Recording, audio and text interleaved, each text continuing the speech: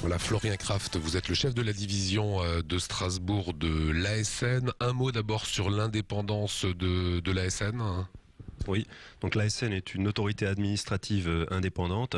À ce titre-là, elle rend compte directement au Parlement via la présentation tous les ans d'un rapport annuel et qui sera donc cette année le 30 mars à la fin du mois directement à l'OPEXT qui est donc le Parlement français. Et non pas au gouvernement. Tout à fait. Avant d'évoquer Fessenheim, un petit mot sur le Japon. On a vu ces fuites radioactives. Maintenant, la situation devient réellement catastrophique. Est-ce que des rejets pourraient arriver chez nous en France ? Alors, il faut savoir que les rejets qui ont actuellement lieu au Japon pourront être mesurés en France. Ce seront des mesures infinitésimales, mais comme on a des instruments de mesure très fins, on pourra les mesurer sans pour autant que ça ait des conséquences sur la santé des personnes. En même temps, si vous dites qu'on pourra mesurer la radioactivité en France, c'est qu'il y a un nuage qui va quand même amener cette radioactivité ici. Alors, le nuage, on ne sait pas quelle forme il aura, on ne sait pas dans quelle mesure ce sera dissipé. Actuellement, les différentes chaînes de météo essaient de voir ce qui va se passer. Donc, c'est pas parce qu'on arrive à mesurer quelque chose que ça a des conséquences néfastes sur la santé des gens. L'autorité de sûreté nucléaire devra prochainement délivrer l'autorisation de la poursuite d'activité de Fessenheim pour 10 ans. Au départ, faut rappeler que la centrale de Fessenheim a été construite en 1970, en activité en 77, début 77-78. Au début, la durée de vie était fixé à 30 ans et non pas à 40 comme on a tendance à le dire. Qu'est-ce qui fait que ça a changé ?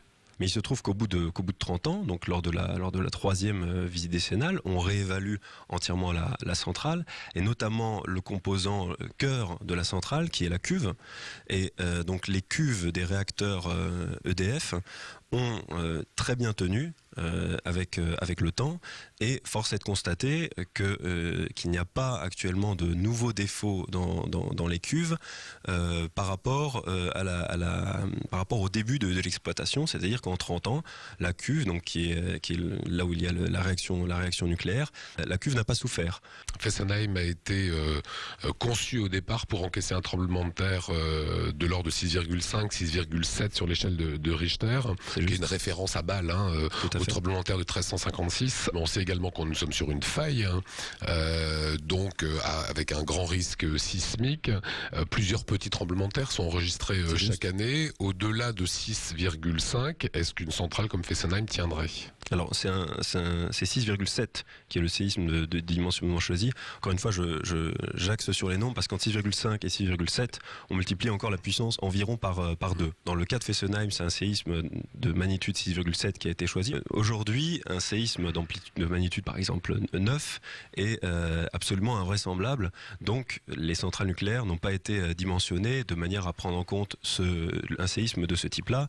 Ça veut dire que si on imagine au-delà de 6,7, ça ne tient pas.